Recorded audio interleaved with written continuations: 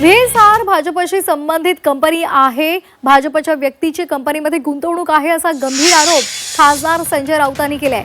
चौकशीमध्ये सर्व समोर येईल असं राष्ट्रवादीचे नेते आनंद परांजपे यांनी यावर उत्तर देताना म्हटलेलं आहे। भाजप नेत्यांचा कंपनीशी संबंध नाही, राऊतांचे आरोप खोटे आहेत असा दावा नवनाथ बन यांनी केलेला आहे। राऊतांकडे पुरावे त्याचबरोबर कागदपत्र असतील तर तपास यंत्रणेकडे त्यांनी द्यावीत असंही बन म्हणाले।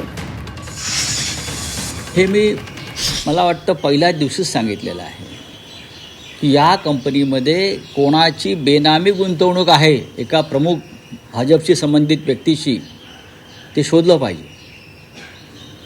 हे मी वारंवार सांगितलेलं आहे, हे दिल्लीतल्या माझ्या पत्रकार परिषदेत सांगितलेलं आहे की या संबंधित विमान कंपनीमध्ये कोण आहे, बेनामी एक व्यक्ती आहे, अदृश्य शक्ती अदृश्य हात आहे, याचा शोध घेतला जाऊ नये म्हणून याचा तपासच होणार नाही। या गोष्टीचा चौकशीमध्ये सगळ्या त्या गोष्टी येतील।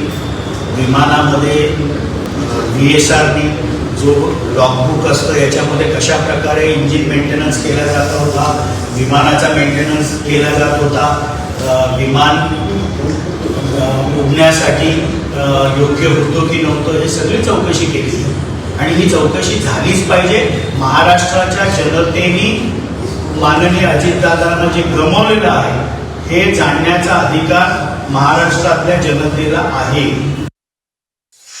कुठल्या विमान कंपनीमध्ये भारतीय जनता पार्टीच्या नेत्यांचे शेअर्स आहेत, इन्व्हेस्टमेंट आहे, असे खोटे आरोप करण्याच्या भानगडीमध्ये जनाब संजय राऊत यांनी पडू नये।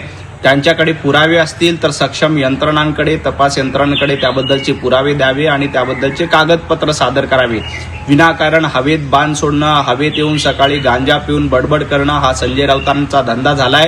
कुठल्याही विमान कंपनीमध्ये भारतीय जनता पार्टीच्या नेत्याचे काहीही संबंध नाहीत। अजितदादांच्या अपघाता प्रकरणात विनाकारण खोटे आरोप करण्याचा प्रयत्न सातत्यानं सुरुवातीपासून संजय राऊत करतायत।